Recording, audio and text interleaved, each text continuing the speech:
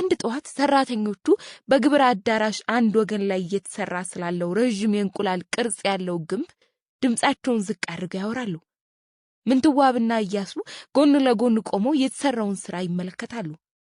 አላየህም እንዴ ከዛ ላይ ሆነ ቀሃ እኮ ወለል ብሎ ይታያል አለ አንዱ ግንበኛ። ቀሃ ትላለህ? ጣና ይታያል? ቀሃማ እዚሁ ነው ከት ብሎ ሳቀ ሌላው።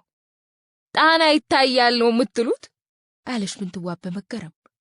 አዎ እቴጌ፣ ሲያልቅ ያውታል እንዲያው ጣና ወለል ብሎ ነው የሚታይ አላት አንደኛው ግንበኛ። እስቲ ያልቅ ምን አቆየን አሁን አናየው አላት ኢያሱ። እናትና ልጅ ፎቁ ላይ ወጡ። እውነት ነው ኢያሱ፣ ያውልህ ያ የሚታየው ጣና እኮ ነው። ይሄማ ለጥበቃ አይሆንም ለኔ ነው የሚሆን አለችው። እውነትም ወለል ብሎ ይታያል። ቀሃም ይኸው እውነትሽን ነው ላንቺ ይሆናል። አጥሩ ተሰርቶ ሲያልቅ ከቁስቋም ፊት ለፊት እንደተደረገው የጥበቃ ሰቀላዎቹ ዙሪያውን ይሰራሉ። ምንትዋብ ደስ አላት። እንዴት እስከ ዛሬ አላሰብሁትም ብላ ተገረመች። የተመረጡ እንደ ግራዝማች ኢያሱ፣ ሮብዓምና ሌሎችም እንግዶች መቀበያና ለራሷም መዝናኛ እንደምታደርገው ወሰነች። አንድ ቀን ምንትዋብ አጼ ፋሲለደስ ቤተ መንግስት ልጇ ኢያሱ ጋር ለመሄድ በልዩ ልዩ ጌጣጌጥ የተሸለመችው በቅሎዋ ላይ ተቀምጣ የእሷና የኢያሱ መግቢያና መውጫ ብቻ በሆነው በር ከአጀቧ ጋር እንደ ሁልጊዜው ባለወርቀ ዘቦ ድባብ ተይዞላት ከግቢ ወጣች። ቤተ መንግስት ስትገባ እንደ ወትሮ ሁሉም ሰገዱላት። ወደ ኢያሱ መኖሪያ መራች። ኢያሱ ወጥቶ በደስታ ተቀበላትና ውስጥ ገብተው ጨዋታ ጀመሩ። ኢያሱ ልትነግረው የምትፈልገው ነገር ሲኖር ያውቃል። ምን ልትነግረው ወይንም ምን ልትጠይቀው እንደፈለገች በጉጉት መጠበቅ ለምዷል። ኢያሱ ዛሬ መጣሁት አለችው በመጨረሻ። አንድም አንተን ለማየት ሌላም ቀንም ብሎ እንደተነጋገርነው ቃሮዳና ዙሪያውን የተተከለው ወይን እንዴት እንዳፈራ ለነግር ነው። ትናንት ይዘው መጡ። መቼስ ጉድ ትላለህ። እንደው ማማሩን ብታይ ጉድ ትላለህ። እንዴት እንደዚህ ተሎ ደረሰ? ደረሰ ይገርማል። እና አሁን የግብር ቤቱም ስራ እያለቀ ነው። ለሊቃውንቱና ለካህናቱ ግብሩን በሰፊው እናድርግላቸው። የስተዛሬው እንደው በቂ አልነበረም። እናድርግላቸው እንጂ አሁንማ ምን እንጠብቃለን? ወይኑ መጠመቅ እንዲጀምር ትእዛዝ ሰጥቻለሁ። መልካም ነው። ጥቂት ስለ ቤተ መንግስት ጉዳይ ከተወያዩ በኋላ ተነስታ ወጣች። ከወራት በኋላ አንድ ቅዳሜ ዳግማዊ ኢያሱ ማለዳ ላይ ቁስቋም መጣ። ሰማዩ ጥርት ብሏል። ፀሐይዋ ደምቃለች። ምንትዋብ ከቤተ መንግስቷ በደረጃ ወጥታ ተቀበለችው። እያወሩ ቁልቁል ሲወርዱ ተሰርቶ ያለቀውን የግብር አዳራሽ አይታ ንግግሯን አቋርጣ ኢያሱ ይልኝ ጉድ በልልኝ ይልኝ እንዴት እንደሚያምር አለችው። በደስታ እንደ ልጅ በጨፈረች ደስ ባላት። የቤተ መንግስት ሥርዓትና ዕድሜ ያልፈቅድ ብለዋት እንጂ። እውነትሽ ነው ያምራል። ሁልጊዜ ስለምናየው እስካሁን እንደዚህ እንደ ዛሬው ማማሩን አላወቅንም እኮ። ምንትዋብ ቀልቧ ግንቡ ላይ ነው። አልሰማችው። በተጠጋች ቁጥር የግንቡ ግርማ ሞገስ አስደነቃት። የአሰራሩ ጥራት፣ የልስኑ ማማርና መርቀቅ፣ የቀለሙ ውበት ከገመተችው በላይ ሆነባት።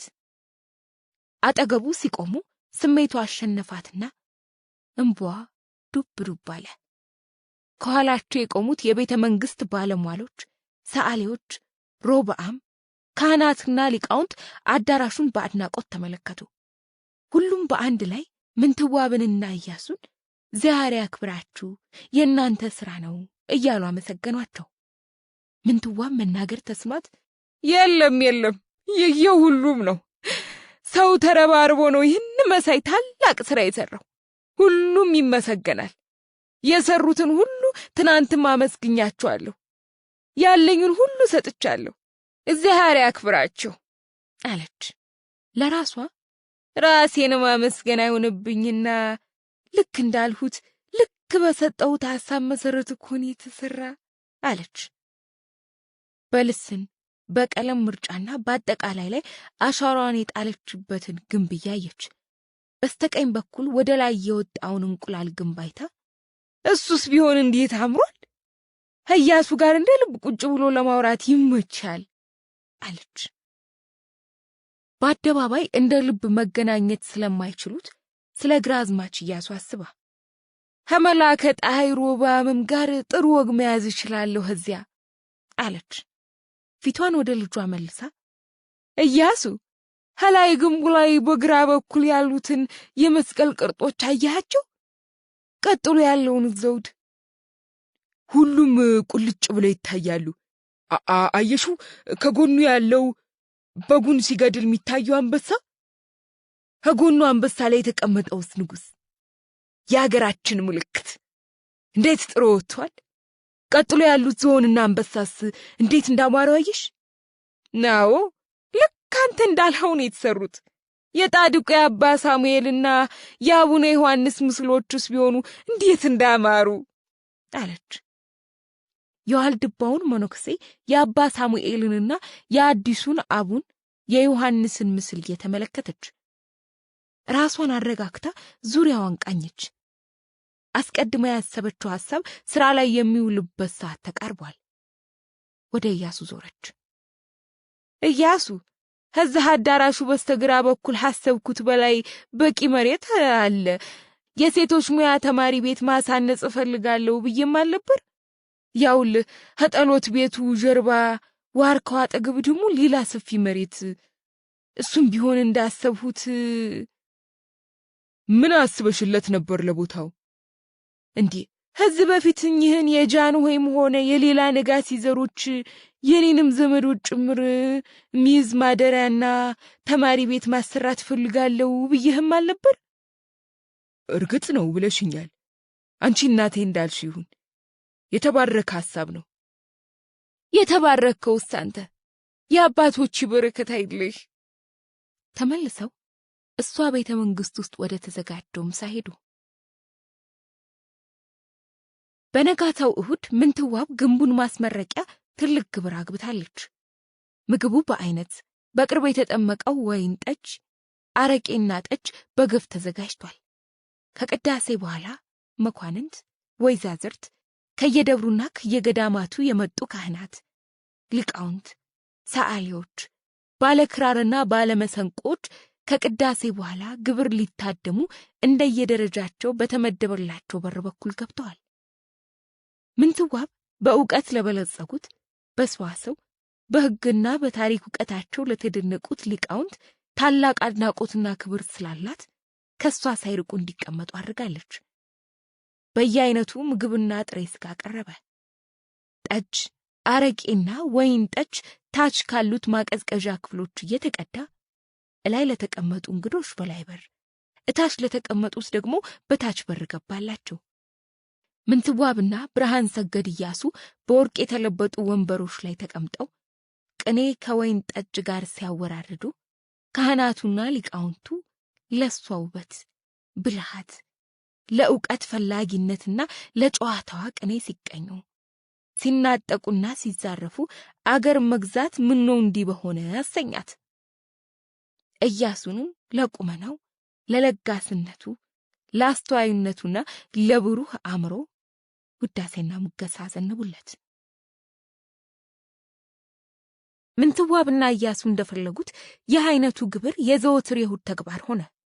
በሌላ በኩል ግን በካህናቱ ዘንድ እቴጌ እኛን አይወዱም፣ ለሊቃውንቱ ያደላሉ የሚል ቅሬታ ተጸንሶ አደገ። ምንትዋብ ሐሜቱ ሲበዛባት አንድ እሁድ ግብር እንዳበቃ ለካህናቱ ያላትን አክብሮት ከገለጸች በኋላ እኔ ለሊቃውንቱ ባደላ እነሱ ሊቆች ያንን ሁሉ መጽሐፍት የጻፉ ናቸው ብዬ ነው። እናንተ ከእነሱ የተስተካከለ ችሎታ አላችሁን? እስቲ ልፈትናችሁ ብላቸው ወደ ውጭ ይዛቸው ወጣች። ፈተናው ምን እንደሆነ ያላወቁት ካህናትና ሊቃውንት በጉጉት ውጭውን ቃኙ። ቀደም ብሎ ያስቆፈረችው ጉድጓድ ውስጥ ቅል እንዲጨመር ትእዛዝ አስተላለፈች። ምን አስባ እንደሆነ ያልገባቸው ካህናትና ሊቃውንት በአንክሮ ተመለከቱ። እርስ በርስ ተያዩ። በመጨረሻ ምንትዋብ ወደ ካህናቱ ዞራ በሉ እስቲ ይህን ቅል ሳትሰብሩ ከጉድጓድ አውጡ አለቻቸው። ከካህናቱ መሃል ዘደኛ የተባሉት በየተራ ቀረቡ። አንዴ በእጃቸው ደግሞም በመቋሚያቸው ቅሉን ለማውጣት ታገሉ።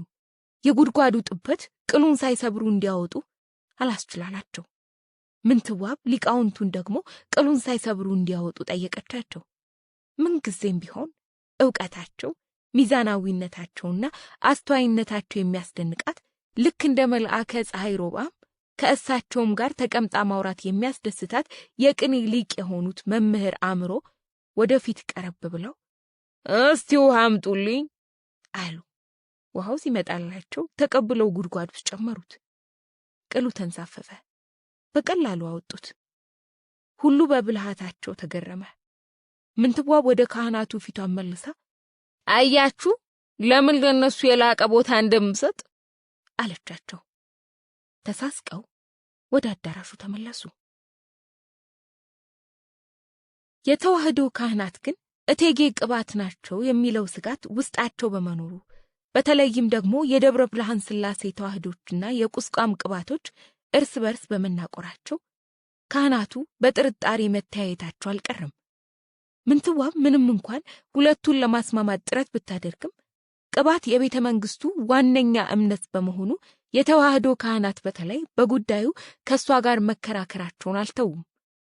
አንድ ቀን እንደዚሁ ሲከራከሩ አንደኛው ካህን እቴጌ ንጉሱ የደገፈው ማዶለ እንዴ የአገሪቱ ሃይማኖት የሚሆነው የጃንሆይ ወንድም በነበሩት በአጤ ተክለ ሃይማኖት ጊዜ ለምሳሌ ክርክር ተደርጎ ቅባት ቢያሸንፍ ንጉሱ ስንት ያዘዞን ተዋህዶ መነኮሳት አስፈጁ አሉ።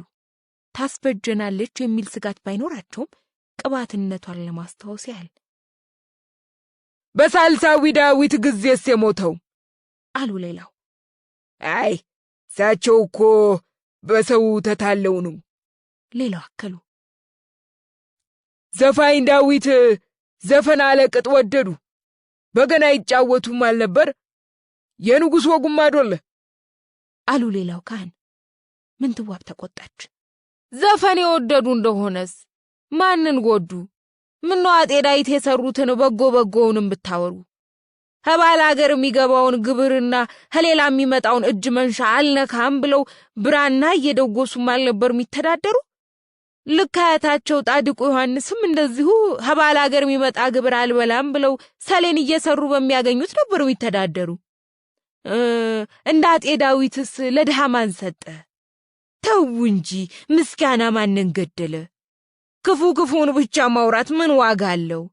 አጤ ዮሐንስስ በደግነታቸውና በሃይማኖተኝነታቸው የታወቁ ስለነበሩ የደጉ ዮሐንስ የእውቀት ቃል ቢነሳ ባህር ዘሎ ገባ የተጠበሰ ዓሣ ተብሎ ቢዘፈነላቸው ሴትየይቱ ልጆች አልቀውብኝ ትንሹ ትልቁ የልጆችን ማለቅ ንጉሥ ቢጠይቁ ከሞቱ በኋላ ልጆች ያለቁ ያስነሱልኝ ነበር ዮሐንስ ጻድቁ ብላ አልገጠመችም? ጻድቁ ዮሐንስ ሩህሩህነታቸው የተነሳ ሰው ሲያጠፋ ቤተክርስቲያን ገብቶ ደወለ ይማራል። የቆሰለች አህያ እንዳትጫንና ዶሮም ተዘቅዝቃ እንዳትያዝ ሚለውን ደንብ ሁሉ ያቆሙ እሳቸውም አልነበሩ? እንደዚህ ስትቆጣ ስለሚፈሩ ሁሉም በዝምታ ተያዩ። እሷም ብትሆን የሃይማኖት ልዩነት እንዴት በቀላሉ ወደ ፖለቲካ ልዩነት ሊቀየርና የመንግስትን መረጋጋት እንዴት ሊያደፈርስ እንደሚችል ካህናቱም ሆኑ ሊቃውንቱ የተጠናከሩ መሆናቸውን አንዱን ነጋሲ ዘር ክርስቶስ በተዋህዶ ከበረ አስብልልን እናነግሳለን ወይንም ክርስቶስ በቅባት ከበረ አስብልልን እናነግሳለን እያሉ ብዙ ውዝግብ እንዳስከተሉና አሁንም ያን ከማድረግ እንደማይመለሱ የምታውቀው ምንትዋብ አንዳንዴም እየተቆጣች ሌላ ጊዜ እየተቸች በአመዛኙ ግን ጉልትና መሬት ይበልጡንም ደግሞ የእሷ ቅባትነት ለሚያሰጋቸው የተዋህዶ ካህናት በግፍ እየሰጠች በፍቅርና በዘዴ ይዛቸዋለች። መኳንንቱንም ቢሆን ሊያነሳሱና ሊከፋፍሉ ስለሚችሉ ጉዳዩ በተነሳ ቁጥር ሁሉም እንደ ሃይማኖቱ ይሁን በማለት የመጡበትን አቅጣጫ በብልሃት ትቀይስባቸዋለች። ቢያንስ ልዩነታቸውን ለራሳቸው ይዘው አስተዳደር ውስጥ ጣልቃ እንዳይገቡ በማድረግ ሌላው ቀርቶ የእሷን ቅባት ተከታይነት ተቀብለው መኖር እንዲችሉ በዘዴ ይዛ የሃይማኖት ሰላም አውረደች። እነሱም ቢሆኑ ቃሏ ልስልስ፣ አንደበቷ ርቱ፣ ጨዋታ ወዳድና ደጓሚያቸው በመሆኗ በቀላሉ ተረቱ።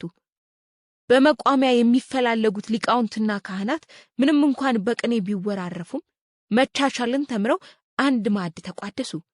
እሷም ብዙ ጊዜ ከነሱ ጋር ስለምታጠፋ ስለ ብዙ ጉዳዮች አብራቸው ስለምትወያይ፣ ስለምታከብራቸውና ስለምታደንቃቸው ወደዷት። በእሷና በልጇ መንግስት ላይ ሊነሱ የሚችሉበት ምክንያት አጡ። የህዳር ቁስቋም ዕለት ነው። ምንትዋብ ትልቅ ግብር ጥላለች። ምግቡም፣ ወይን ጠጁም፣ አረቄውም በገፍ ተዘጋጅቷል። አስቀድማ ዛሬ ሊቃውንቱና ካህናቱ ከገቡ ወዲያ ዋናውን ሆነ የስርቆሹን በር እንድትዘጉ የወይን ጠጅም እየደጋገማችሁ እንድትሰጧቸው ብላ ትእዛዝ አስተላልፋለች። ይህ ሁሉ ስለምንድን ነው ሲል ጠየቃት ኢያሱ። ዛሬ ካህናቱንና ሊቃውንቱን ጉድ ሰራለሁ። እንዴት አድርገሽ? ደግሞ ስለምን? እነሱ ሁሉ ጊዜ በቅኔው በተረትና ምሳሌውና በመጠጥ ያቸንፉኛል። ዛሬ ግን እኔ ያቸንፋቸዋለሁ ብዬ ተነስቻለሁ። ሳቀ ኢያሱ። ከቅዳሴ በኋላ ከየደብሩ የተጋበዙት ካህናትና ሊቃውንት ወደ ቤተ መንግሥት ተመሙ። ሰዓሊዎችና ሙዚቀኞችም ጎረፉ። የግብር ሥርዓት ተጠብቆ ምግብ ተበላ፣ የወይን ጠጅ ተቀዳ።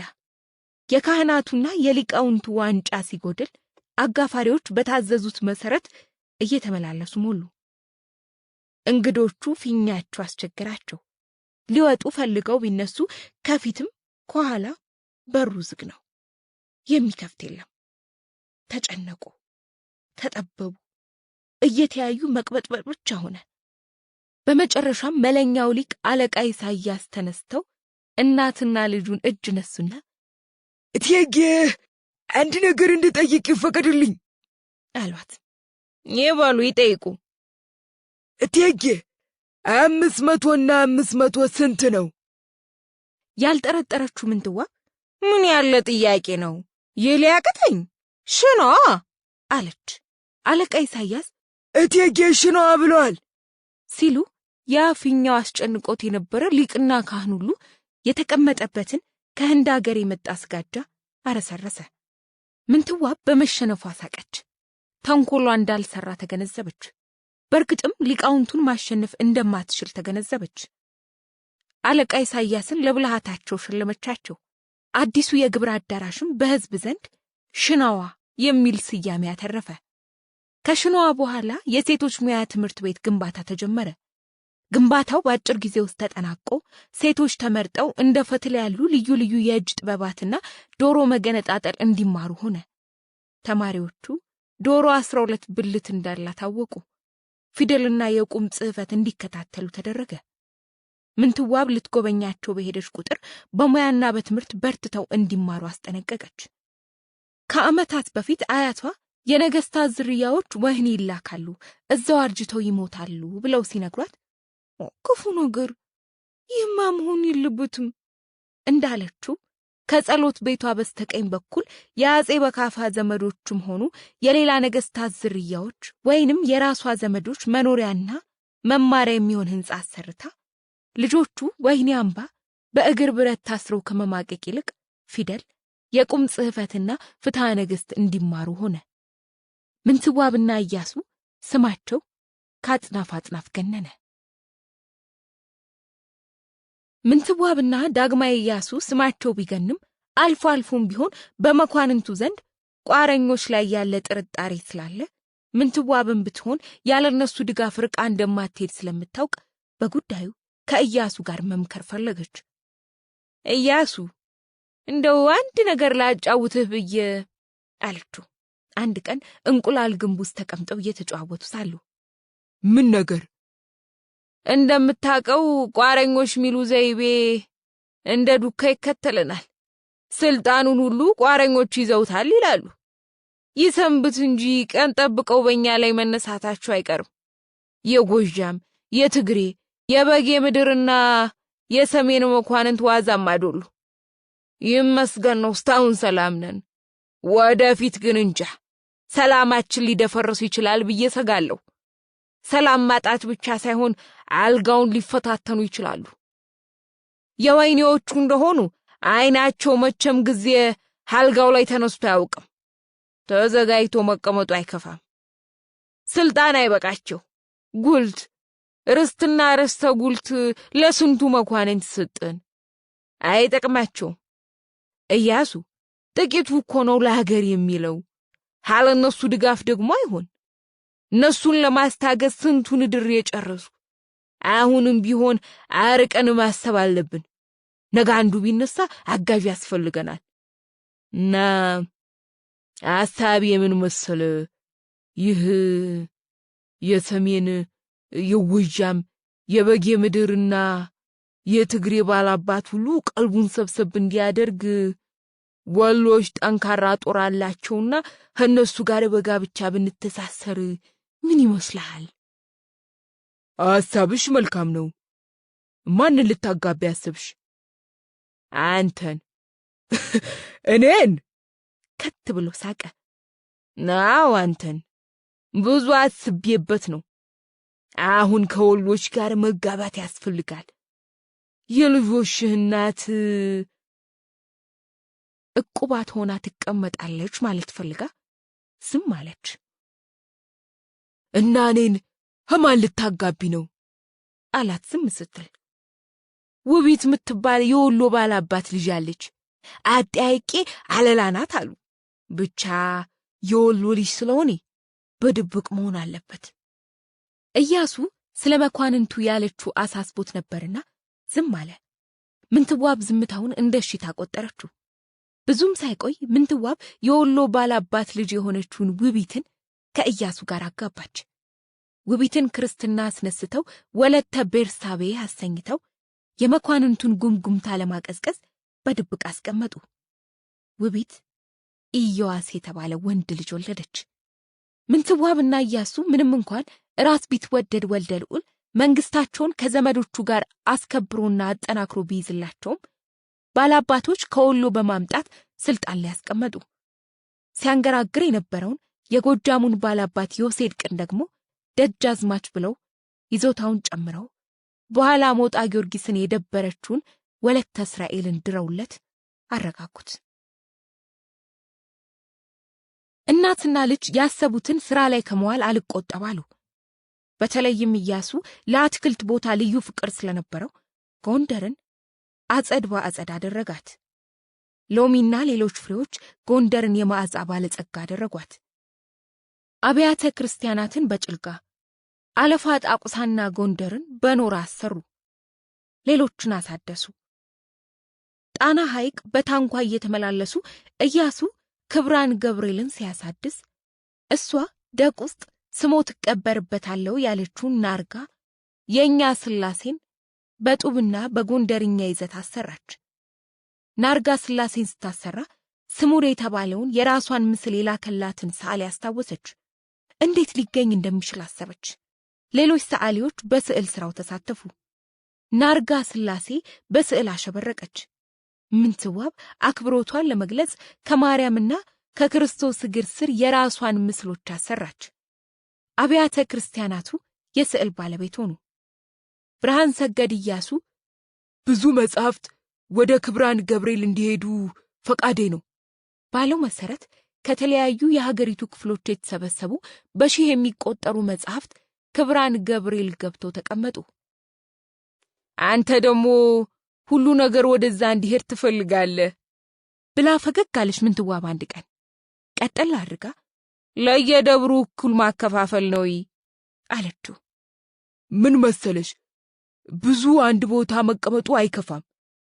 እህትም ቢመጡ እህት እዛው አንድ ቦታ መጻሕፍቶቹን ማግኘታቸው ደግ ነው። ቦታውም የሰጠ ነው አላት። ክብራን ገብርኤል በሺህ የሚቆጠሩ ብራናዎች ገብቶለት እንደ ታላቅ ቤተ መዛግብት አገለገለ። በመቶዎች የሚቆጠሩ የሀገሪቱ ሊቃውንት ከጎጃም፣ ከሰሜን፣ ከበጌ ምድር፣ ከሸዋ፣ ከትግራይ፣ ከወሎ፣ ከጎንደርና ዙሪያዋ ከ1 ዓመት እስከ 2 ዓመት እዛው ተቀምጠው የሚፈልጓቸውን መጽሐፍት ማገላበጥ፣ መተርጎምና እየገለበጡ ማስፋፋት ጀመሩ። ክብራን ገብርኤል ለወንዶች ገዳምነት ታስቦ የተሰራ በመሆኑ ምንትዋብ ገብታ ለማየት እንኳን ባለመቻሏ አዘነች። ውስጡን ሲቆጫት ቦቻ እንደው ገብርኤል መግባት አለመቻሌ ያሳዝነኛል። የወንዶች ገዳም ይሆን እንደሆነ አንድ ቀንስ እንኳ ብገባ ምን አለበት እያለች ለኢያሱ ብታነሳሳበትም ነገሩ እንደማይጽመው ገና ከፊቱ በመረዳቷ መቼም አንድ ቀን መግባት አይቀርም እያለች ነገሩን ብዙ ከመግፋት ተቆጠበች። አንድ ጠዋት ግን ለመንገር ቆርጣ ተነሳች። ፊቱን ስታይ በጥሩ መንፈስ ላይ ያለ ይመስላል። ይስቃል፣ ይጫወታል። ኢያሱ ጣና ሄጄ ሴቶች ገዳም ኪዳነ ምሕረት እስተ ክብራን ገብርኤል ስጋጃ አስነጥፌ መሬት ሳረግጥ በስጋጃው ላይ ሄጄ ላደረኩት ድፍረት ኋላ ስጋጃውን ለገብርኤል ሰጣለሁ ብያለሁ አለችው። ኢያሱ የሰማይ ቁጣ ባጠገቡ ያለፈ እንጂ እውነትም የሰማው ቃል ከእናቱ አፍ ይወጣ አልመስላለሁ። ትንሽ ራሱን አረጋጋና ለመሆኑ እንዴት ነው እኛ ራሳችን ያወጣነውን ደንብ ራሳችን የምንሽረው? አገርስ ምን ይላል? እኔ ተገቢ ማዶለባይ ነኝ። ወዳጆችስ ሲሆኑት ካህናት፣ እረ ሰውስ ቢሆን ምን ይለኛል ሚለውን ከግምት ማስገባት ተገቢ ይመስለኛል። ለሴቶች ቁስቋምንና ናርጋ ስላሴ መሳሰሉትን አሰራሽ፣ እነሱ አይበቁሽም አለና ቀና ብሎ ሲያያት ንግግሩን ብዛም ሊያግዳት እንደማይችል ተገንዝቦ በዝምታ ተመለከታትና ሴት አይገባም ካሉ መቼም መቀበል ነው አለ። መግባት የማይቀርም ሳላየውም አልሞትም ብላ ንግግሯን ገታ አደረገችና አተኩራየችው። ቀጥል አድርጋም እንዴት አንዴስ እንኳን መግባት አልችልም? ሲታደስ አንተ እኩል ቆሜም አልነበር ያሳደሱት? በኔስ ምክርና ሐሳብ ጭምር ማልነበረ ብዙ ነገር የተሰራው? ይህስ የድካም ውጤት ማልነበረ? ስንመካከርስ ማልነበር አለችው። ኢያሱ የሚለው ጠፋው። እናቱ አንድ ነገር ጭንቅላቷ ውስጥ ከገባ ከማድረግ እንደማትመለስ ስለሚያውቅ ዝም አለ። ቆራጥነቷ ቢያስደስተውም በእንዲህ አይነት አጋጣሚዎች ደግሞ አንዴ ከወሰነች የማትመለስ መሆኗ ይቸግረዋል። እንደፈራው የዚያን ሰሞን እቴጌ ክብራን ገብርኤል በስጋጃ ላይ ተራምጄ እገባለሁ ብለዋል የሚል ወሬ ጎንደርን አነቃነቃት። ካህናቱና ሊቃውንቱ ይህን የመሰለ መተላለፍ ሊገባቸው ስላልቻለ ተንጫጩ። ይህማ አግባብም አዶለ፣ አሊያማ ንጉሶቹም ሆኑ እቴጌዎቹ እንደ ልባቸው ከሴቱም ከወንዱም ገዳም ሊገቡ ሊወጡ ሆነ። ዝም ብለን ማየትማ የለብንም። እቴጌቱ የሚፈሩት ስለሌለ በማን አለብኝነት ሊያደርጉ ይችላሉ። ሐሳባቸውን ማስተው አለብን ተባባሉ። ምንትዋብ የቅርብ ወዳጆቿ በሆኑት ካህናትና ሊቃውንት ቢነገራት የምትሰማ አልሆነችም። እንደውም የምኞቷ እውን መሆኛው ቀን መድረሱን እያረጋገጠች መጣች። ለታኅሳስ ገብርኤል ያን የተመኘችውን ክብራን ገብርኤል ውስጡን ለማየት ዝግጅት ጀመረች። ስጋጃም ከኪዳነ ምሕረት እስከ ክብራን ገብርኤል ስንት ክንድ እንደሚያስፈልግ አስጠናች። በዛ መሰረት ስጋጃውና ለገብርኤል የሚሰጡ ስለቶችና በረከቶች ተዘጋጁ። ልብሶቿ በሳጠራ ሻንጣዎች ተከተቱ። ጠጁ፣ ማሩ፣ ደረቅ የምግብ አይነቱ በየከረጢቱ ገባ። ድቁሱ የተለበጠ ቆዳ በለበሰ የጎሽ ቀንድ ውስጥ ተደረገ። ለታቦታቱ የሚሆኑ መጎናጸፊያዎች ተከተቱ። ኢያሱ እናቱን ለማስቆም የሚያደርገው ጥረት ከንቱ እንደሆነ ተረዳ።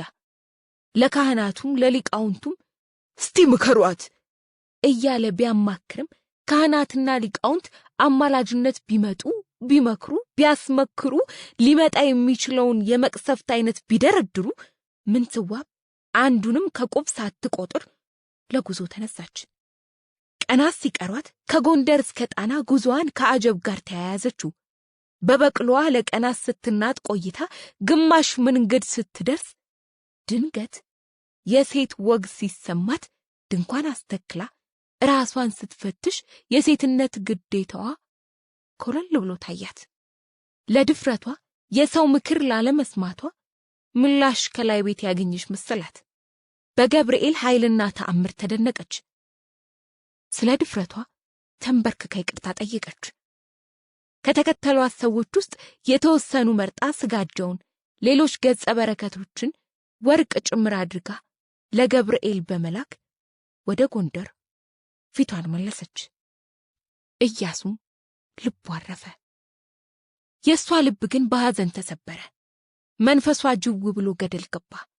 ልቧ ለዓመታት አግኝቶ የነበረውን ደስታና እርካታ ተነጠቀ።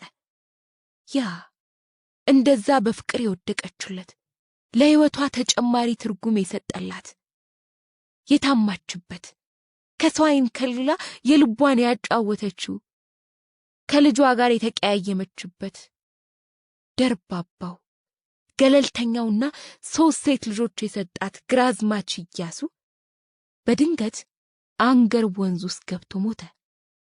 ብርሃን ሰገድ ኢያሱ ቂሙን ሳይረሳ ቆይቶ ግራዝማች ኢያሱ አሳ ሲያጠምድ አንገር ውስጥ በባሪያ አስገፍቶ አስጨመረው የሚለው ወሬ ጎንደር ውስጥ አስተጋባ። ምንትዋብ ወሬውን ስትሰማ ለማመን አቃታት። ደጉ ልጅ ኢያሱ ያደርገው አለች። ግራዝማች ኢያሱን ቁስቋም አስቀበረች። ብዙም ሳይቆይ የግራዝማች ኢያሱ እህት ወንድሜን ንጉሥ ኢያሱ አስገደለብኝ እያለች ታማርራለች የሚለው ወሬ ምንትዋብ ድረስ መጣ። ምንትዋብ ስለ ልጇ ንጹሕነት በጽኑ በመተማመን ለነገሩ ትኩረት ሳትሰጠው ቀረች። ይልቅስ ለግራዝማች ኢያሱ ሞት እሷ ራሷ ተጠያቂ ሆነች መሰላት። ከሷ ጋር ባይሆን ኖሮ እንደዚህ ያለ አሰቃቂ ዕጣ እንደማይገጥመው አስባ አዘነች። ምርር ብላ አለቀሰች።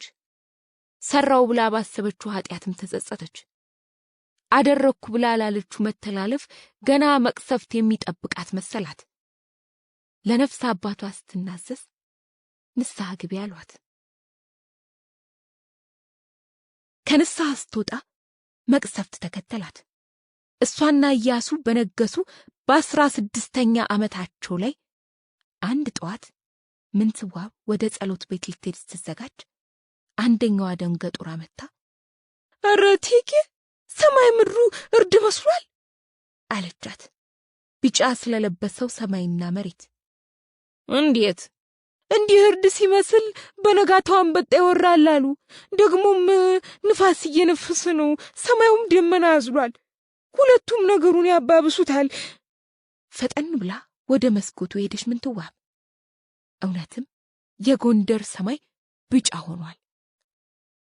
አፏን በእጇ ይዛ ምን ጉድ ነው? ምን ይሻላል አለች። እግዚኦ ማለት ነው እንጂ ሌላ ምን አለ አለች ደንገጡሯ። ኢያሱ መቼም ይሰማል፣ ይነግሩታል አለች ምንትዋብ ለራሷ። ካህናቱ በፍጥነት ጸሎት እንዲይዙ መልእክት ላከችባቸው። ጸሎት ቤቷ ለመሄድ ወጥታ ተመልሳ አልፍኟ ተቀመጠች። ሰማይና ምድሩ እንደዛ ሆኖ ስታየው አስፈራት። በማግስቱ የአንበጣ መንጋ ሰማዩን አለበሰው። የአንድ ቀን ጉዳይ ብቻ ሳይሆን ለቀናት በመቆየቱ ቤተ መንግስትም ጎንደርም ተጨነቁ፣ ተጠበቡ። ሕዝቡ እግዚኦ አለ። ታላቅ መቅሰፍት እንደመጣ አመነ። ምሽት ላይ ሳይቀር አንበጦች ሰማዩን አንለቃሉ። ከባድ ዝናብና ንፋስ ወረራውን አባባሱት። ውሎ አድሮም ሰብል ተበላሸ። እየቆየ ሲሄድ ጎንደር ትልቅ ችግር ላይ ስትወድቅ ሕዝቧንና እንስሳዋን ረሃብ አጠወለገው፣ በሽታ አጣደፈው። ምንትዋብ ስትጠይቀው የሚመልሰው መልስ እያጣ ተቸገረ። በመጨረሻም ሰዓሊው አልተገኘም፣ ወደ ሸዋ ሄዷል አሉኝ ሲል መለሰላት። ሌሎች ሰዓሊዎች ስራውን እንዲሰሩ ተደረገ።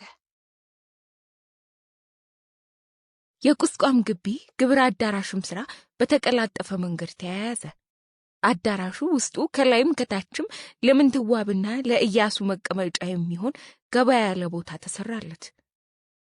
በስተቀኝ በኩል 6 በስተግራ ደግሞ 5 ማሾ ማስቀመጫ ሸክላዎች የሚይዙ ድፍን መስኮቶች ተደረጉለት። ሰራተኛው ከፊሉ ድንጋይ ሲያግዝ፣ ሌላው እንጨት ሲያቀርብ፣ የቀረው ሲለስን ኖራ ሲቀባ፣ አነዋሪው ተቀምጦ ወይም ቆሞ እየተዟዟረ ሲያነውር፣ የተበላሸውን ሲጠቁም፣ በትክክል ያልተለሰነ ወይም በትክክል ያልገባ እንጨት ወይንም ድንጋይ ሲያይ ሲጠቁም፣ ኢያሱ ከሰራተኛ ጋር ሲሰራ፣ እናትና ልጅ እርስ በርስ ከሙያተኞችና ከሰራተኞች ጋር ሲወያዩ፣ ሐሳብ ሲሰሙና ሲሰጡ ይቆያሉ። እስቲ በሉ የተበላሸ ያያችሁትን ተናገሩ ትላቸዋለሽ ምንትዋብ ሰራተኞቹን። እቴጌ ከግማርድ ጥዶ አይሻልም ኑሯል ይላታል አንዱ ግንበኛ። ግማርድ ነው እንጂ ለእንዲህ አለው ይላል ሌላው። ሁሉም ለመጡበት ጉዳይ ያገልግሉ ይላሉ እናትና ልጅ። ሰራተኞቹ ነገስታቱ ከነሱ ጎን ሆኖ መስራታቸው፣ የነሱን ሐሳብ መስማታቸው አስደነቃቸው። እንደ ሰማይ ከዋክብት ሩቅ የመሰሏቸው ብሎም እንደነሱ ከስጋና ከደም የተሰሩ የማይመስሏቸው የነበሩት ነገስታት ሰው ሆነው አገኟቸው። በተለይ ደግሞ ኢያሱ ራሱ ስራው ላይ ተሰማርቶ ከነሱ እኩል ሲቀባና ሲሰራ አይተው ተደመሙ። ወትሮውንም ማንም ፍርድ ፈላጊ ሰተት ብሎ ቤተ መንግሥት ገብቶ እንዲዳኝ ስላደረገ፣ ፍትህ ለጎደለበት ፍትህ ስለሰጠና ለድሃ ስለቸረ ይወዱትና ይሳሱለት ነበርና እንደዚህ በቅርብ ከነሱ ጋር ሲሰራ ሲያዩት ይበልጥ ወደዱት።